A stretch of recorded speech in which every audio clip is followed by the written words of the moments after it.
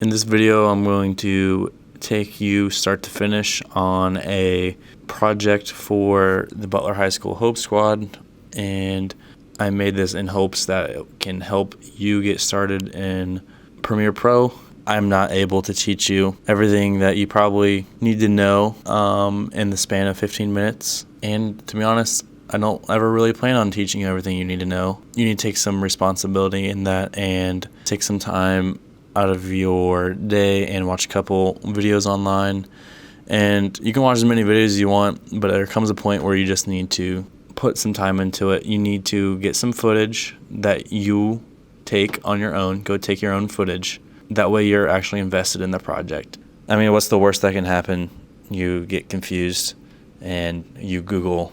We live in an open book world. Like, just look up how there's so much information and resources available for this program. It's not even funny. So there's no excuse to not be able to use this program if you really wanted to. And the first thing you're going to want to do is hit new project and title it. The video we're working on today is Hope Squad.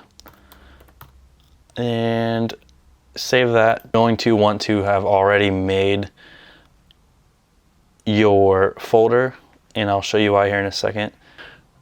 The reason I like to have already made my folder on the computer is just to stay organized. So we're working with a handful of clips and it really adds up. You want to stay as organized as possible.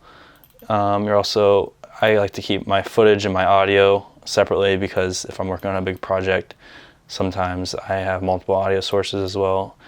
And so it's just nice to have everything named and in the same folder. So that's why I have my project in the same folder as my footage and my audio. The best way to look at Premiere Pro in the most simplest way is to pretend like you're baking a cake. Right here on the left is going to be your refrigerator with all of your ingredients. Everything up here on the top is going to be the ingredient that's in your hand. And this bottom screen here is your mixing bowl, if that makes sense. So what you do is, well, right now you're going to say there's nothing in your refrigerator.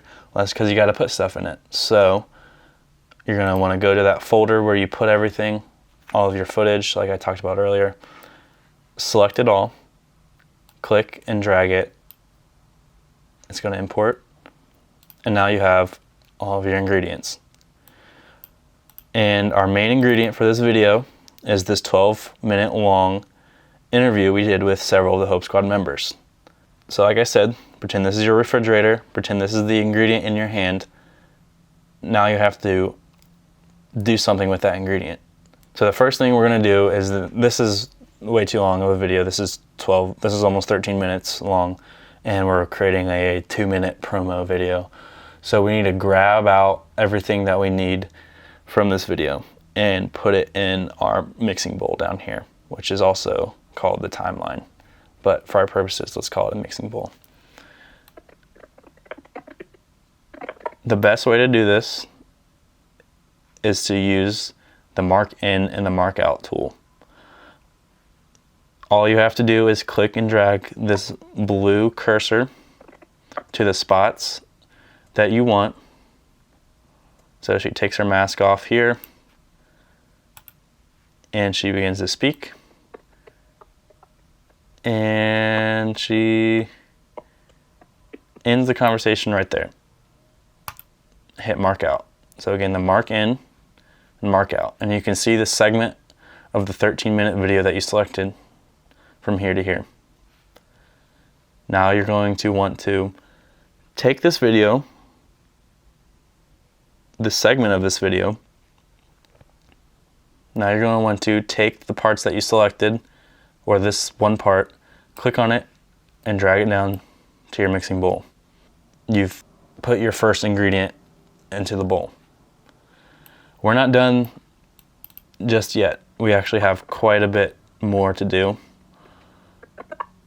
We have several more people that we need to get into this video. We have several more segments of this larger video that we need to select. She begins speaking there. mark it in. Doesn't really speak for long. Stop speaking right about there. Mark it out. And we're going to do this over and over until we have all of our people that we interviewed into our mixing bowl.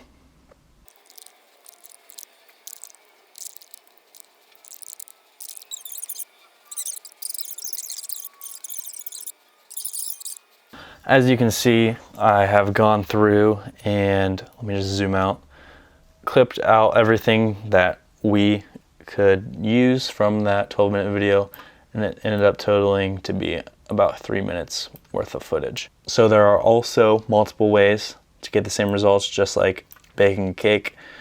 The razor tool is a great way to make cuts. My camera goes out of focus right here.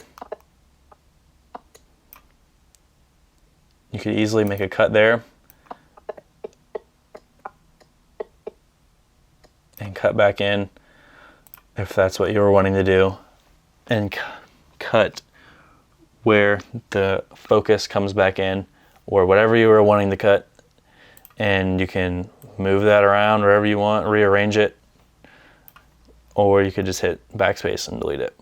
For transitions, you can go to the effects panel, and some of the more commonly used are the video transition, dissolve, and any of these are great ways to enhance your video, such as dip to black if you want a fade in. A dip to white is good for more dramatic transfers. Easier for students. Film dissolve is another great choice for more of that cross dissolve. Room on the left. Hope Squad is important. Like I said, any of these will get the job done. You can also use dip to black to fade a video out. Can talk to us. I don't want. Another example of a way to use a tool to get the same outcome. So let's say instead of using the razor tool, there's a little part on this next clip where she's just kind of giggling or whatever that was. All you got to do is take the edge of your clip, see how your cursor kind of changes, click it and drag it over, and it's gone. It's a great way just to trim stuff out. The beauty of editing, or the fun part of editing, is just being creative. So I don't have to keep these in order.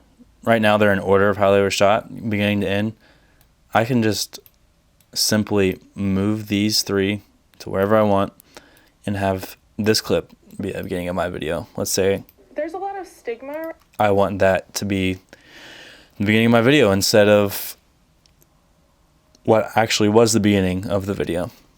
Another good video editing technique is including something that's called B-roll. So it's not footage that is part of your, in this case, the interview. It's just some cinematic type footage that you can just put over the top of the audio in this case. So super easy way to do that is to go over to the media browser, to go over to what we called the refrigerator earlier, and as you can see, I have several clips of the Hope Squad meeting that I was able to snag some footage of, and I don't need the audio. So you can see there's a little bit of audio of that room. So a great and easy way to do that is just to drag video only, which is this. And if you were to only want the audio from this, you could just drag audio only. But I just want the video, and you can put it on the layer over top of what you've already placed down. So instead of it going from Someone who is better equipped to deal with that. So instead of it going from her talking without a mask to talking with a mask, because they were shot at different times and I rearranged it, all you need to do is throw that in over top. Someone is better equipped to deal with that. There's a lot of stigma. Another technique to improve your footage or edit your footage is to slow it down, slow-mo.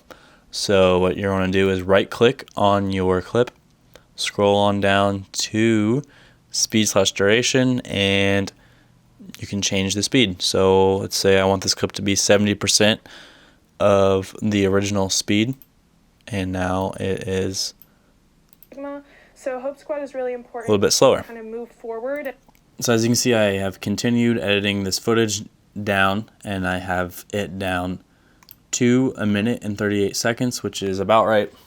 People's time of attention or attention span is usually around 90 seconds for commercials. Anything past that has to be pretty interesting to be able to hold somebody's attention. So 90 seconds is about right. We're about 98 seconds.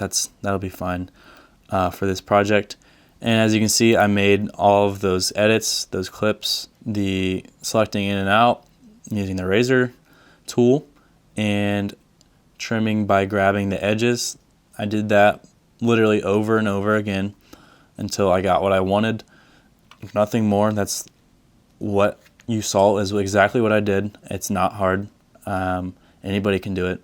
It just takes some time and some patience. And the clips are rearranged, so they're not in the same order that they were when I shot them, which makes the video flow a heck of a lot better than it would have. And I've also got my B-roll over top the spots that I wanted it. A little secret to why I put so much B-roll over this section of the video is because this section was filmed before this part, if that makes sense. So this was filmed later on after she'd taken her mask off. This section was taken while she had her mask, so it would look a little weird to see a clip of somebody and then all of a sudden they're wearing a mask. You want to have some continuity between your shots. So as you can see, Is better equipped to deal with that. There's a lot of stigma. kind of looks a little weird. So I threw in some B-roll. Deal with that. There's a lot of stigma around mental health, and especially. And not only does it hide the fact that the videos were taken at different times, it also makes it look more cinematic and professional. As you can see, I've got the video just about wrapped up. I've just kept using those techniques I showed you. I just kept clipping and trimming and rearranging. The only thing that I have now done is taken my music and imported it, and that's not hard at all. It's the exact same way I got my footage onto my timeline. I just dragged it over and dumped it down below the video into one of these audio channels, which is what these are, below the video. And the last thing that I will show you is just another great effect is the exponential fade. It's a great way to fade out your music or fade in another audio track, and I will place it at the very end of this music.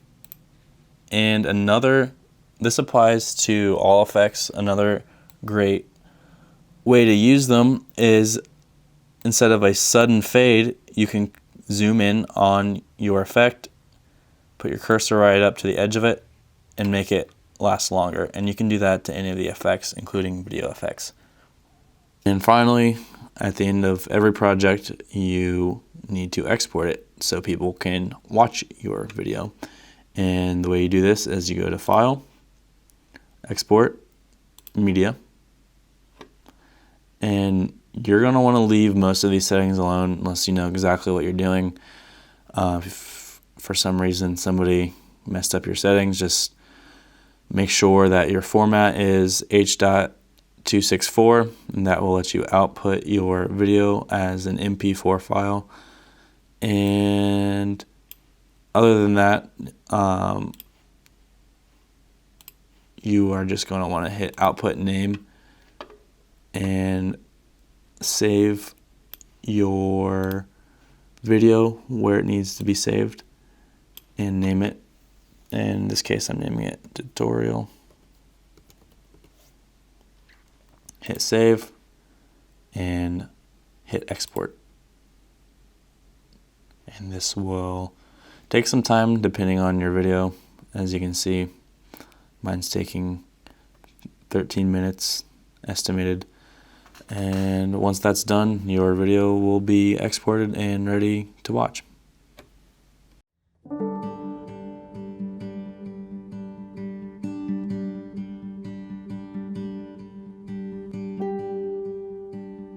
So Hope Squad is essentially a suicide prevention organization that was founded in memory of a student who died by suicide.